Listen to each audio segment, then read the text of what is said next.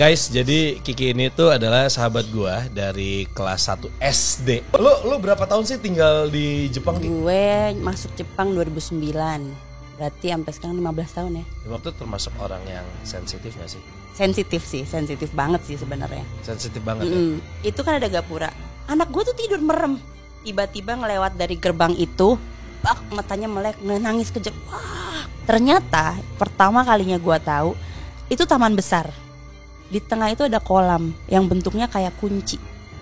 Yang mana itu ternyata adalah makam kaisar-kaisar kuno Jepang. Buat gue yang gue rasain ya, ketika gue masuk itu kita kayak masuk ke dunia lain. Gue muntah dulu guys. Iya.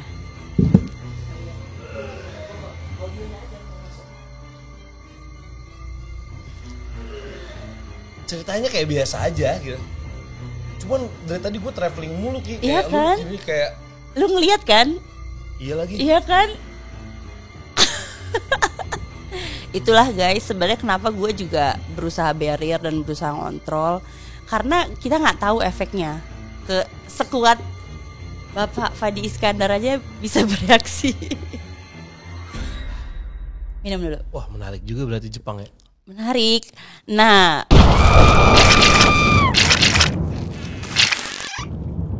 Nah, ini intermezzo ya. Kita biar Bapak ini cool down dulu. Jadi gue yang punya program coy. Gimana dong? Lu yang opening tadi. Apa?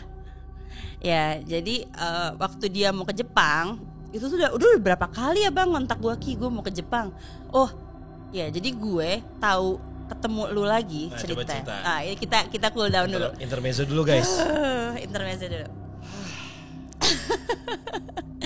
Jadi gue tuh lost kontak kan sama Sahid ya. Udah nggak ada ini.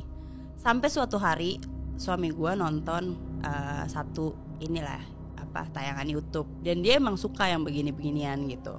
Cuman karena gue tahu diri gue sensitif, gue biasanya ya salah satu barrier gue adalah gue nggak nonton.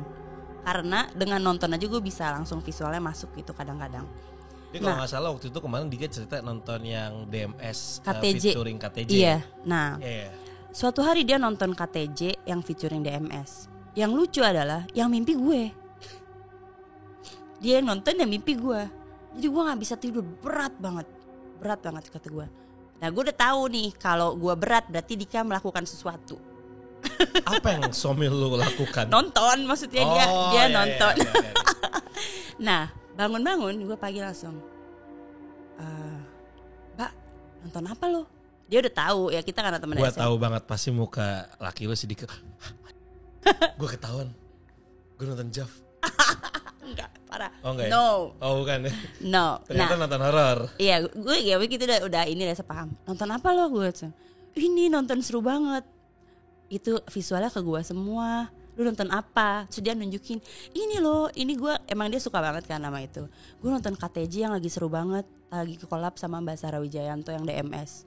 Coba lihat gitu. Gue lihat muka dia dong di YouTube. Hah, temen gue nih. Ulah, hah, ini siapa? Itu gue kayaknya kenal, gue gituin kan. Terus padahal muka gue nggak, dulu terakhir ketemu kan gue nggak jenggotan. Iya, ya. Tapi mukanya ya nggak berubah jauh. Tapi gue tahu nih teman gue. Dan dulu kan lu dulu nggak lebih kecil ya bang ya, nggak segep. Itu nggak usah dibahas. Oke, anyway, gue bilang, oh ini teman gue. Siapa namanya? Syahid. Terus laki gue dengan ngototnya, bukan, namanya Fadi. Gue kayak, hah? Syahid? Fadi gitu tuh sampai. Oke, daripada berantem ya, gue cek Instagram. Terus laki gue, iya Fadi Iskandar. Akhirnya gue kepo. Oh ini temen gue Syahid Fadila Iskandar. Kenapa namanya jadi Fadi dong? Ya kan? Nah, bener dong. Oke. Kan nama gue cuma dipotong doang. Iya betul. Ya kan? Nah, kan bukan nyari nama panggung gue. Gitu. Iyalah, oke. Jadi gue ngechat dia di DM, Syahid. Terus dia ngebalas, lu Kiki? Iya kata gue. Ya ampun, itu udah 2019 ya? Iya 2019 itu gue baru beres. Iya gue lagi hamil tuh, baru beres S3. Nah, dia langsung tanya, lu di mana Ki? Gue di Jepang. Lu artis? Gue gitu dong dengan polosnya. Emang si kampret nih, gue jawab bukan, gue kameramen. Terus itu ya, dan terus akun dia kan centang biru. Gue denger entengnya, lu artis sekarang hit, gue gitu. Oh ya 2019 tuh belum bisa langganan ya centang biru. Belum ya? Kan emang yang cuman kepilih doang kan. Yang nggak semua bisa centang biru zaman Ya, itu kan. daftar aja ya sih kan. sebenarnya. Gue dengan entengnya, lu artis, dia bingung gitu mau jawabnya. Iya gitu sih, udah dia nanya apa kabar gini-gini bla bla. Dari situ ya kita kontak ya. Ya, dari ngobrol sih. Iya dari situ. Terus dia ngontak, "Inter gue ke Jepang ya Ki." Aman kata gue.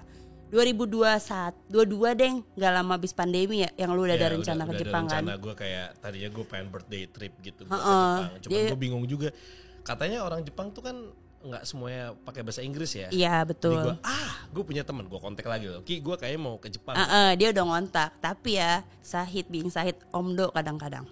Waktu itu dia bilang, "Ki gue ke Jepang." "Oke aman, kapan aja kontak," kata gue gitu. Udah nggak ada kontak dong, lost hilang. Nggak tahu Ki sibuk, gue nggak ada jadwalnya gini-gini. Ya udah terserah. Sampai suatu hari di 2024 nih, tahun ini bulan Maret, dia ngontak, "Ki gue jadi ke Jepang dong." Terus gue bilang, terus dia nanya, "Lu di Jepang kan Ki?" "Ya gue masih di Jepang, tapi saat itu gue di tengah sawah Thailand." Yang pas gue lagi nyawah ini itu. penelitian ya? Iya emang lagi ada kerjaan di Thailand. Gue bilang, "Gue di Thailand nih, tapi nanti gue balik ke Jepang." "Lu kapan?" "Bulan depan," ya kan? Ya itu abis lebaran waktu itu ya. Terus gue nanya, "Lu mau kemana Hit?" "Nggak tahu." Waduh kata gue, masih aja kelakuan begini. "Kemana Ki? Serah lu aja deh." Gitu. Terus gue Bener men, nggak segala sesuatu itu harus di-planningan kan. Oke. Ya, Ke Jepang aja udah planning, di sana kemana ya gue nggak tahu. makanya dia udah Gue serahkan sama tour guide lokal. Lu kan akamsi. Iya udah. Nah udah dia bilang, Enggak, gue ada note. Gue cuman yang note dari gue pribadi, gue cuman mau ke toko kamera. Iya dia cuman itu doang. Sisanya terserah lu atur. Pas dia bilang, gue pikir, tau nggak apa yang terjadi? Suami gue udah, wah DMS syuting di Tokyo. Waduh dong, gue langsung bilang, ada. Iya, gue sih seneng ya, maksudnya gue welcome, cuman nggak kunjungan pertama banget dong gitu kan. Ya udah, akhirnya gue bilang ya udah kalau gue kerja, nanti gue cari adik kelas gue nemenin lo. Pokoknya di Tokyo. Waktu itu kita masih ribet cari penginapan. Cariin penginapan Ki, jalan-jalannya terserah lu, pokoknya di Tokyo. Masih gitu ya bang. Yeah. Gue pikir dia sama tim. Jadi gue bilang ya udah nanti gue cariin adik kelas gue. Karena emang kerjaan kan. Karena dan dia bilang gue mau cari kamera. Oh gue pikir buat Fadi Potret. Sampai bahas itu.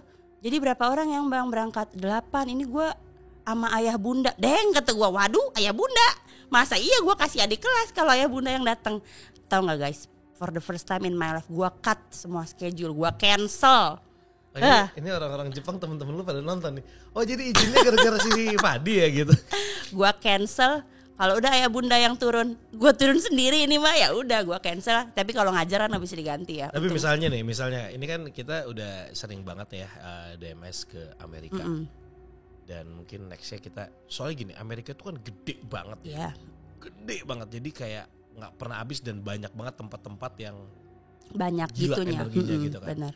Misalnya nanti nih, some time, jadi, somehow, yang bener apa, bahasa Inggrisnya apa? Someday. See? Oke. Ya. I don't comment. Ya itu dia, makanya kenapa gue urutan 3 dari belakang kan. Gue bahasa Inggris 3 mulu Ki, dari dulu nilainya.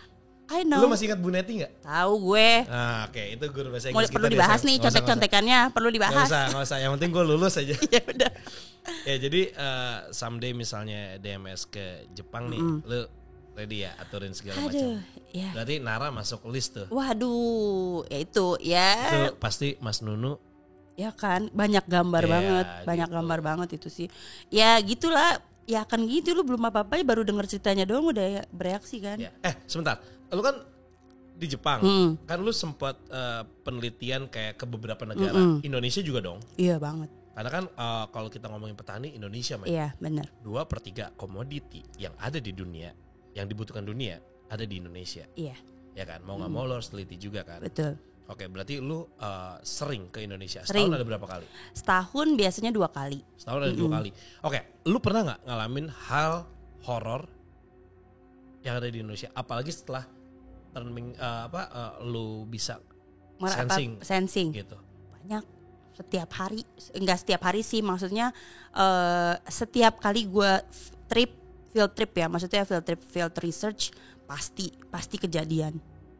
Paling gong kemarin. Ada gue juga lagi. Oh enggak, tapi gue gak ikut. Gak ikut. Tapi gue di kota yang sama. Itu gue bersyukur banget pas gue ada kerjaan. Emang dari awal. Itu gue sampai sekarang masih gak di luar nalar ya. Dia nanya. Yang mana sih gue lupa deh. yang Purworejo kan. Purworejo. Enggak, sebelum kita ke situ, itu tuh buat gue aneh banget. Kita tuh mau ketemu susah banget kan. Dia nanya, "Lu ke Indonesia tanggal berapa, Ki?" "Tanggal segini." Aduh, waktunya enggak ketemu, macem-macem lah pokoknya. Ya susah lah. Susah. Lu tau lah kan gue artis sibuk. enggak. Nah, begitu itu gue emang dari awal ada rencana ke Jogja. Emang gue punya 2 riset saat ini yang gue lagi kerjain, satu di Jogja, satu di Maluku Utara. Which is gue berangkat besok, lusa lah ya. Nah, begitu di Jogja, gue kan nge-adjust sama dia. Misalnya kita mau ketemu, nggak ketemu. Pas itu dia nanya, "Lu ini kemana?" "Ke Jogja." Waduh, gue juga pas banget ada acara di Jogja kan. Ya udah, ada event. Terus sudahnya langsung ada syuting segala macam juga. Tapi di situ pertama kali gue bersyukur banget dia di Jogja. Kalau enggak, wah babak belur gue. Jadi kemarin itu pertama kalinya gue riset ke Purworejo. Sebelum ini gue ke Jogja udah 3 kali ya untuk riset ya, bukan untuk jalan-jalan. Itu nah singkat cerita kalau teman-teman tanya, "Ki emang kerjaan lu apa?" Gue ini peneliti rempah. Jadi kerjaan gue dari gue S1 sampai S3 tuh memang gue neliti rempah keliling Indonesia. Aceh Selatan, ya kata Paktuan, terus Papua Barat, Pak, Kaimana, Sorong. Itu udah daerah-daerah terpencil, daerah yang bukan orang kesana buat main lah gitu. Nah, Maluku Utara juga. Nah, di Jogja ini gue punya adik kelas yang sahabat-sahabat gue waktu mereka pada studi di Jepang. Yang satu asli Jogja, yang satu nggak asli Jogja tapi sekarang jadi dosen di Jogja. Jadi kita ngebikin tim. Nah, karena gue expertnya rempah, di masa pandemi kan nggak bisa turun ke lapangan, Bang. Jadi waktu itu gue mulai berkecimpung di dunia jamu. Nah, karena memang ada tim orang Jepang nanya ke gue, "Rizky Nasang, saya pengen cari jamu Indonesia." Ya udah, begitu gue berkecimpung di dunia jamu, buat gue, wah ini seru nih rantai pasarnya. Ya udah, dari situ gue cari tentang petani jamu. Yang mana ternyata ya itu kan itu tanaman hutan ya. Rata-rata petani kita tuh memang bukan budidaya bikin perkebunan rempah gitu, enggak. Memang ngalah ya. Yang ada aja gitu. Iya, jadi dia nggak panen juga sih. Ya dia cuman hunting dari hutan aja. Nah, makanya kalau teman-teman yang mungkin pernah lihat Instagram gue ya lokasinya tuh kayak nggak ada di Google Map gitu, di ujung hutan mana gitu kan. Nah, yang tahun ini deh, yang pertama kali gue ke Imogiri. Jadi gue masukin target penelitian tuh di Bantul, produsen jamu. Pas udah ngobrol-ngobrol, gue baru tahu kalau pasokan rempahnya tuh dari hutan Imogiri. Wah. Ya kan, semua udah cukup tahu lah di Imogiri ada apa gitu. Pas itu banyak cerita tuh gue, pendek-pendek aja ya biar nggak panjang-panjang. Nah di Imogiri itu waktu itu sama, begitu masuk gue langsung besing gitu. Wah ini udah ada kejadian kayak kita nyasar dulu, jadi kasih alamat. Jadi kita mau ke rumah petani. Nyasar naik mobil apa jalan kaki? Naik mobil nyasar. Ada salah satu petani di situ, kayak time traveling juga kita. Jadi pas kita waktu itu gue inget banget ke salah satu kafe, warung kopi lah. Itu salah satu tim gue pernah, waktu itu kan beres dari wawancara jam 5 sore, udah mendung tuh. Terus tim gue anak-anak mahasiswa kan pada naik motor. Udahlah kita nongkrong dulu aja nunggu hujan. Dekat maghrib memang. Teman gue satu, dia bilang, "Mbak, Kak, aku ke toilet dulu ya." Udah, ya udah ke toilet. Terus ya pas kita ke toilet, wah sejam gak balik-balik kata gue. Anjing. Iya. Wah sejam gak balik-balik. Terus pas dia balik, ini kita nanya langsung adik kelas gue yang satu lagi, "Mas, kok kamu ke toilet 1 jam?" "Enggak kok." Dia gak nyadar, Bang. "Enggak kok, enggak 1 jam." Yang bener. Udah gak bahas. Nah emang dari kita masuk ke warung kopi itu yang jaga udah ngeliatin gue. Ngeliatin banget. Cuman kan dengar katanya kalau di Jogja kalau masih punya darah keraton suka emang bereaksi kan. Ngeliatin banget. Dah kejadian kedua adalah yang lain udah gue bilang kan biar gantian ya, udah gelap juga. Yang kedua itu di warung kopi itu tuh emang banyak alat gamelan. Ya kan, banyak alat gamelan. Tua. Nah terus yang satu yang cewek mau sholat, berdua lah. Terus udah mereka beres sholat aja. Di mobil baru dibahas, tadi ada ibu-ibu lagi latihan gamelan ya, gitu kan, ya kan? Yang lain nggak ada. Nah lo siapa yang lu lihat latihan gamelan? Pas itu langsung ternyata itu emang tempat syuting salah satu film horor. Aduh gue lupa namanya apa. Nah dari situ gue emang pas mereka beres sholat gue batuk-batuk langsung. Berat gue juga. Terus tapi gue emang dari awal udah ngerasa wah masuk nih, udah. Tapi bedanya ini yang mau kita sambungin ke Purworejo. Walaupun di Mogiri tuh gue merasa berat ya, tapi masih lebih nggak liar gitu loh bang. Yang rasa feelnya tuh nggak liar banget. Soalnya di Mogiri kan banyak makam raja-raja. Iya, tapi masih feelingnya tuh masih adem, masih bisa gue tahan. Ingin berkomunikasi tapi masih bisa gue tahan. Kemarin dong pertama kalinya kita. Jadi gue riset gue tuh 3 di Jogja tuh 3 daerah ya, Bantul, Sleman sama Kulon Progo. Nah singkat cerita Bantul udah kelar nih di tahun lalu. Nah tahun ini gue ngerjain Sleman sama Kulon Progo. Salah satu supplier bahan baku kita tuh dari Purworejo ternyata. Kebetulan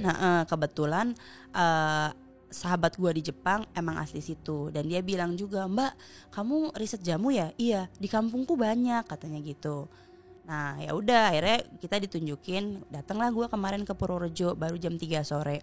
Nyampe di Purworejo. Iya nyampe di Purworejo. Emang ngikutin jam janjiannya sama salah satu teman SMP dia yang jadi penggerak desa. Pas kita datang waktu itu kita emang masuk ke Kulon Progo, masuk ke Purworejo tuh lewat Kulon Progo. Jadi dari Jogja naik ke atas tuh kayaknya lu lagi syuting juga deh. Gue waktu itu udah kita sama-sama di gedung. Iya. Gua belum, sama-sama. Event udah beres gue. Iya, event udah beres, udah syuting deket situ tapi beda ini kan. Nah, waktu itu gue ke atas tuh ke Menoreh kan. Itu tahun lalu gue udah ke situ, Bang. Tapi pas tahun ini gue masuk tuh hawanya beda banget. Kayak ada yang bilang, "Kali ini lu mau kemana?" gitu. Nah, akhirnya kita ke warung kopi lah waktu itu nunggu karena belum jam 3 kan. Terus salah satu tim gue juga dia mau datengin mahasiswanya. Akhirnya kita nongkrong di situ. Dari di kafe itu gue udah ngerasa udah nggak enak. Ada yang jaga tuh nunjukin pas gue lagi ke toilet. Tapi gue bilang enggak, gue nggak ganggu. Nah kan kita bertiga nih timnya, gue, adik kelas gue cewek, atau lagi cowok. Yang cowok emang vibes-nya tuh magnet dan emang rasa penasarannya tinggi banget. Jadi gue tiap kali bawa mereka gue bilang sama mereka hati-hati ya. Pokoknya kita ikutin kemana petaninya ngarahin jalan. Jangan asal. Udah lu wanti-wanti. Iya, jangan sompral, hati-hati tiap jalan dilihat. Ya tiap jalan dilihat tuh maksud gue eksplisit dan implisit ya. Iya. Nah, yang satu yang cewek ini emang lumayan sensitif dan memang menyerap gitu. Begitu itu dia udah ngerasa tuh dari kita di warung kopi yang masih di perbatasan Kulon Progo dan Purworejo. Dari warung kopi itu pas mau masuk ke Purworejo kan kita memang di situ lewat ada salah satu pohon beringin ya, yang orang situ pasti udah tahu banget deh. Nah dia dirasain semua teman gue, si adik kelas gue yang cewek ini dirasain semua. Mbak udah jangan, udah gue pegang-pegang, udah iya udah gue iya. Begitu kita masuk di Purworejo waktu itu yang bakal kita ketemuin masih kerja. Jadi dia bilang, Mbak Iki ini apa bapak petaninya udah ada, lihat kebun dulu ya katanya gitu. Okay. Masuklah ke kebun, emang ke atas gitu kan di belakang rumahnya. Itu tuh emang masih hutan alam ya, dan dia emang itu hutan keluarga, dan gue merasa memang bapak ini cukup dihormati lah di daerah situ gitu, emang keluarga besar. Lah, pas kita lagi ngobrol, gue sama adik kelas gue yang cewek kan berdua yang nempel dengan bapak itu. Adik kelas gue yang cowok nggak tahu dia kemana, kayak misah sendiri gitu, nggak ada. Tiba-tiba 5 menit tuh adalah 5-10 menit dia nggak ada. Si yang cewek namanya Ocha dia bilang, yang cowok namanya Cahyo. Kalian bisa lihat lumayan sering viral konten-kontennya. Ocha tuh dia bilang, Mbak, Mas Cahyo nggak ada. Gue dalam hati, oh no kata gue kan langsung, ya nggak ada. Gue dipanggil-panggil nggak keluar bang suaranya. Gue panggil langsung, yuk. Kayaknya dia ke dalam gitu, ke dalam hutan. Jadi dan itu bukan jalan yang diarahin sama bapaknya. Okay. Pas itu, yuk jangan masuk, jangan jauh-jauh. Enggak kok kata dia gitu. Udah balik lagi dia, kita foto, datanglah. Terus udah beres turun dari situ tuh ada mbah. Ada kali mungkin udah umur 70-80 tapi masih ngegendong gelondongan kayu. Gila. Oke, udah rambutnya putih semua. Pas gue turun, mbah itu ngeliatin gue memang. Terus gue langsung nyun sewu mbah, panggil punten gue gituin kan, apa namanya, parang ini udah itu ngobrol, nggih katanya gitu. Tapi kayak satu adik kelas gue ini merasa, dan yang si Cahyo tuh kayaknya gak ngerasa juga, udah biasa aja. Memang dia juga bukan yang sensitif ya dengan itu, nggak bukan yang vibesnya beda gitulah istilahnya. Udah itu gue dek. Nah terus kan ditawarin kopi bang, ya udah deh ngopi sama bapak petani, ya mbak ngopi dulu. Gue udah nggak usah pak repot. Itu kenapa gue udahlah pulang aja kali ya, udah jam 5.15 udah mulai gelap, mau mendekati maghrib dan auranya emang udah mulai dingin kalau buat gua, dan emang juga kan itu ketinggian 600 sampai 800 ya. Dan di Jogja tuh bulan ini tuh lagi adem ya, lagi adem banget ya. Dingin banget, enak sih. Cuman karena itu di daerah atas anginnya kenceng tuh jadi kayak berasa banget kan gitu. Iya. Nah, dari situ udah deh tapi kan adat is adat ya, maksudnya lu kalau ditawarin nggak bisa nolak. Ya udah kita mampir ke rumah bapaknya minum kopi robusta. Wah udah pada nggak kuat ya orang-orang yang nggak biasa minum robusta, ya kopi tubruk ya. Lucunya adalah, lu tau lah kita sesama peminum kopi dan pecinta kopi, robusta sekuat apa lu tahu kan bang? Nah buat gue tuh wah ini robusta teh, jadi ada rasa kayak teh gitu memang. Lu nggak bawain buat gue? Itu nggak dijual katanya, makanya itu ntar kita minta bapak itu kalau balik lagi. Nah tiba-tiba udah beres dari situ, udah kan gue foto sama bapak ibunya juga, pamit ya pak, udah 5:30. Harusnya kita nunggu si mas penggerak desa ini gue nggak berani nyebutin nama ya, maksudnya gue takutnya ini privacy. Dia bilang ntar saya ke situ, tapi udah 5:30. Gue langsung bilang nggak usah mas, kita aja yang turun ke bawah. Buat gue feeling gue saat itu udah mesti keluar dari sini nih. Nah begitu kita naik mobil, adik kelas gue si Ocha udah mulai ngantuk. Mbak kok aku minum kopi malah ngantuk. Gue langsung aduh ya kan dah.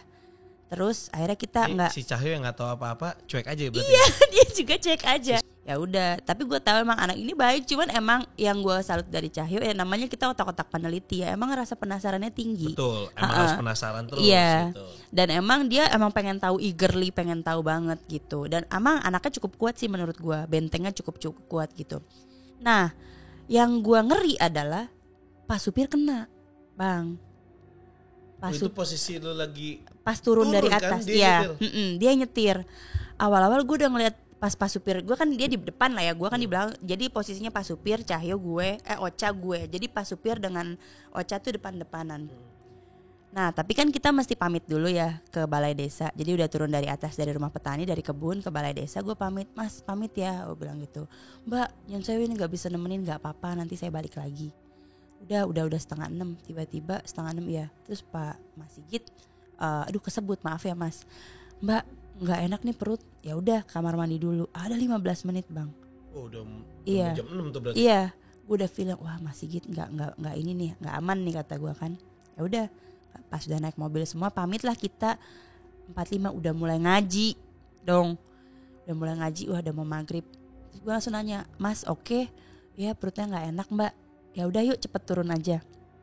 Itu akhirnya pas kita turun, salah gue juga sih waktu itu sebenarnya. Gue masih berusaha, kan lu deket ya, udahlah biar balik bareng aja gue pikir gitu. Jadi kita lumayan muter lah jalannya, lewat lagi tuh pohon beringin yang jalan antara Kulon Progo Purworejo itu. Di situ tiba-tiba Ocha udah mulai ngantuk-ngantuk. Mas Sigit hampir nggak, jadi turunan 80 speednya. Lah? Iya. Dan lu tahu kan tanjakan Purworejo kayak apa? Iya. Kulon Progo yang belok-belok gitu. Meluncur bang. Wah gue langsung dek. Wah gak bener nih. Langsung gue pegang Mas Sigit. Mas ngantuk ya? Enggak mbak, rem, gue langsung gitu. Iya. Udah itu deh. Udah jadi di situ gue udah tahu Mas Sigit udah gak baik-baik aja. Gue pindahin. Lu nanya, lu ngapain kini Purworejo, inget gak? Iya, malamnya kan iya kita kan? ketemu kan. Gue pegang, gue pindahin setengah ke tangan gue. Wah udah kram gue kanan. Yang udah ini. Oh, gue baru inget. Iya, gue ingat. Ya. Tiba-tiba lu ngechat gue, Bang, I need your help. Iya. Apa? Si ngerti gue tentang penelitian. Nah, udah gue pindahin tuh setengah ke tangan gue ya. Udah benar-benar nyetirnya nih. Tinggal satu nih sebelah gue, si Ocha. Tiba-tiba, Mbak, udah badanku dingin banget. Kedinginan dia, dingin banget. Wah, kata gue, ini 10 menit, 15 menit lah lewat nih. Akhirnya begitu, untung itu misalnya masih ditolong Allah ya. Udah hampir keluar dari daerah gunung. Nah pas lewat itu Ocha masih ini sih dia. Itu tadi kita udah lewat ya pohon beringinnya. Nengok. Gue langsung bilang aduh. Jadi dilihat dan kelihat lah dia benar-benar dilihat dan diliatin. Maksud dia benar-benar ngeliatin. Masuk semua kan. Ya. Jadi setelah dari situ dia sumpah aku kedinginan, dingin banget. Langsung matiin AC, buka jendela kan. Gue udah bilang udah gak bener. Gue pegang ininya, lehernya. Pindahin semua, hampir setengah lah ke gue. Yang di punggung. Wah itu gila. Di situ gue udah lemes banget.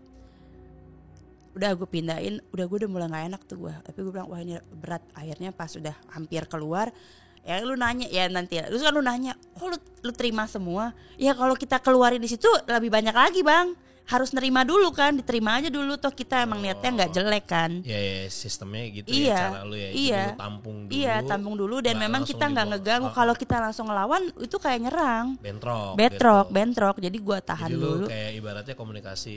Ada apa? Iya. Ngobrolnya sama saya aja jangan sama mereka. Gitu. Sini gitu iya, kan. Jadi ya. iya lebih gue. Ya kemarin gue waktu pas gue tanya ngapain lu masukin ke lu semua? Iya. Iseng banget. Balikin lagi aja ke tempatnya. Iya, kan? Cuman gue nggak tahu posisinya. Kita masih di tengah hutan. Di mobil. Iya dan di mobil. Di hutan. Dan gue ngeri kena lagi ke mental lagi ke yang sekitarnya lagi kan. Udah pokoknya gue dalam otak gue safety pulang. Nah udah gue pindahin. Wah belakang gue udah berat banget, udah lemes. Terus udah gitu begitu kita turun di akhirnya kita turun di Alfamart ya. Gue ngambil minum, nggak boleh nyebut merek ya. Ya udahlah di-cut aja ya. Semua juga tahu guys. Di situ udah bilang sama Ocha, udah ke WC dulu, keluarin residu yang ada. Udah gitu dia bilang dia udah masih kelingan. Udah gue juga ngeluarin. Gue nanya kan ngechat ke lu, udah di mana kata gue. Wah gue kayaknya nggak akan bisa nih ngeluarin sendiri kata gue. Ya, gue balas gue lagi makan mie ayam. Iya dia parah banget. Gue masih lapar Ki, dingin nih, ntar aja ya kata dia. Gue abis off-road. Iya sih benar. Gue bilang ya bentar lagi gue mau makan dulu, lapar gue jauh banget ya pada masuk angin. Ya udah beres gitu. Tadinya udah mau langsung pulang nih ke hotel, Cuman gue udah mulai kehabisan tenaga, Ocha juga udah mulai kehabisan tenaga. Jadi pas Ocha udah bilang badannya dingin, dia udah mulai redup bang. Ini kalau sampai pingsan gue nggak tahu nih mesti gimana. Ya udah jadi makanya gue pindahin ke gue kan. Pas itu udah nyampe di akhirnya gue bilang sama Cahyo, yuk berhenti deh makan dulu, udah kembung nih. Hampir jatuh gue begitu turun dari mobil, gue udah keliengan banget, udah tinggal menurut gue ya fisik gue tinggal yang kiri kali yang bisa bergerak. Itu aja udah punggung udah ini banget. Udah terus udah gitu pesan makan di situ. Gue udah nggak bisa makan, makanannya enak banget ya restoran itu, cuman gue udah nggak bisa makan, udah penuh banget perut gue. Terus fotonya blur semua. Emang tempatnya bagus banget, lu bisa ngasih makan ikan, jadi ada saung terus depan mata lu bisa ngasih makan ikan. Itu pertama kali boro-boro gue menikmati. Itu udah berat banget. Terus pas tiap kali foto semua foto blur dong. Di situ gue udah tahu, wah ini gue lewat dikit gue udah nggak bisa nahan. Udah ada makan gak gue habisin. Pertama kali gue nyisain makanan mubazir, terus gue udah pulang ke hotel.